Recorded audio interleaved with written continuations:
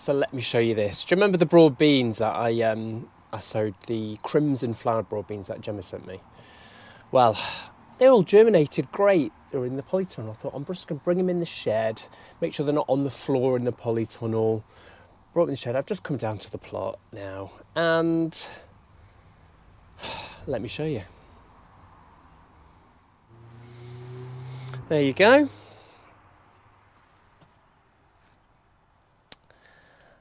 And it's got to be mice. Like, I'm so disappointed in this. They've got 1 and 2 that they haven't dug up. They've literally dug them up. They've all germinated. They were growing fantastic like this, and they've eaten them off at the root and ate what's left of the kernel, which is hardly anything there because it germinated. I mean, oh, so disappointed. So back to the drawing board for that one, isn't it? So I was going to put that in the spare bed that I had, which is covered over with cardboard at the moment. So now I'm just going to see. I can put those, obviously use those 2 plants, but I think what I might do, I might have to go and buy a few more broad beans or something like that just to put in there as a cover crop. Oh, I don't know. Let me have a think. Anyway. So we had our first significant frost of the year the other day, and you might have saw on my Instagram that the dahlias got well and truly clobbered by it. Just came out of the blue. We haven't had any more frosts, but anyway, so dahlias were clobbered, and then it was time to basically get those dahlias cut down and mulched over. So here's what I did the other day.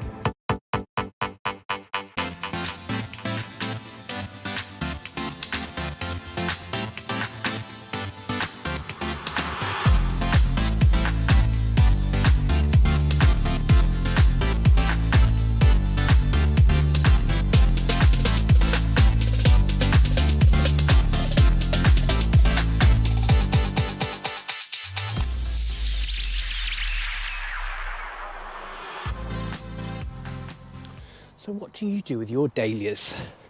Do you dig them up? It depends on your soil type, doesn't it? I've got quite a free draining soil here, so I did this last year, it worked really well.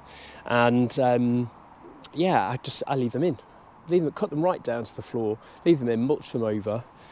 But some people dig them up, don't they? Because if you've got heavy, wet soil, that's going to be waterlogged. You don't really want them sitting in that because they're going to rot off. But, so, leave me a comment below. What do you do? Do you dig yours up? Do you leave them in? So as you can see, it's looking very different now, isn't it? Very, very different. All mulched over.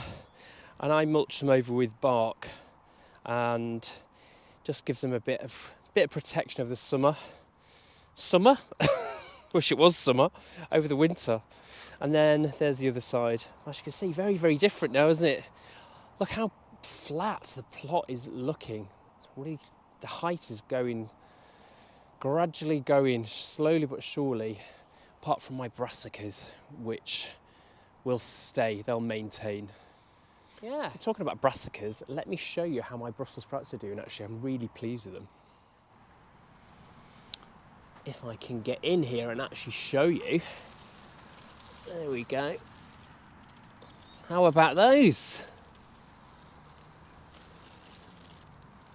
So yeah, it could do with getting a bit bigger. But there's two varieties in here. One is one's Evesham Special, I think. I can't remember what they are now. I know Danny sent me some seeds, the ones that Charles Dowding recommended. And he sent me some, he didn't send me seeds actually, Danny, he sent me some plug plants very kindly. One, I don't know which is which because it's rubbed off, the label's rubbed off. But anyway, yeah, I'm happy. I think they just need to get a bit bigger, but they're doing well.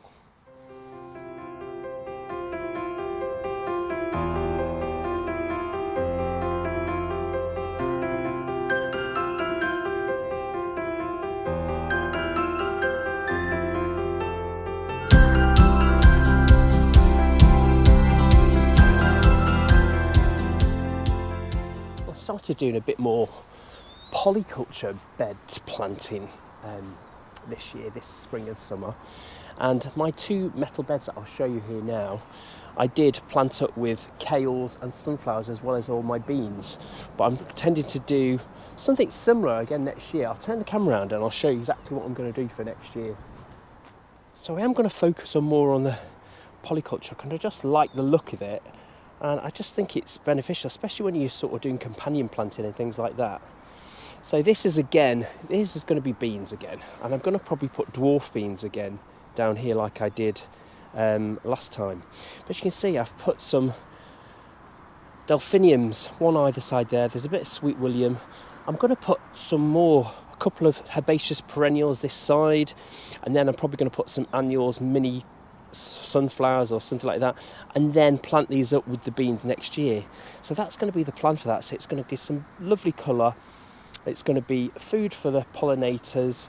Pollinators are going to come in and they're going to pollinate my beans for me. Yeah. And do you remember the brassicas I rescued before putting those broad beans in? They got decimated by the old slugs over in the bottom beds there, the brassica beds.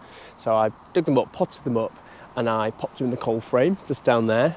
I'll show you what I've got left now. I've actually used one of the purple sprouting broccoli plants to replace one of the kales that were in the polytunnel here that was not doing well. I'll show you that in a sec, but let me show you what's in the cold frame.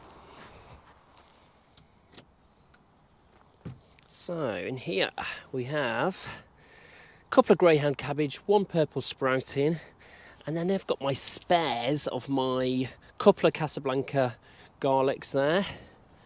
A spare Russian giant. These are just what I had over, so I thought I might just pop in the pot. A spare radar onion. And then my cuttings of my rosemary and Russian sage, doing very well. I'll overwinter nicely in there. So I think what I'm going to do is pop these into the polytunnel actually. So let's get that done now.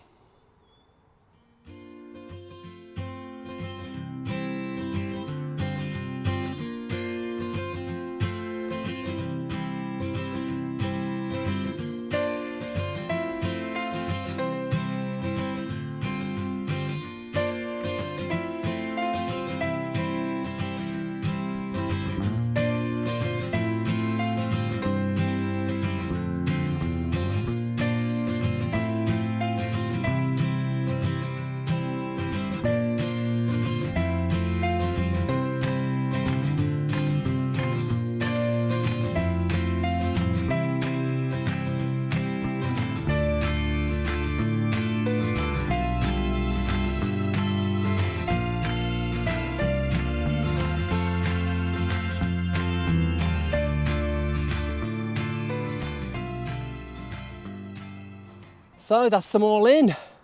They'll either, well, sink or swim.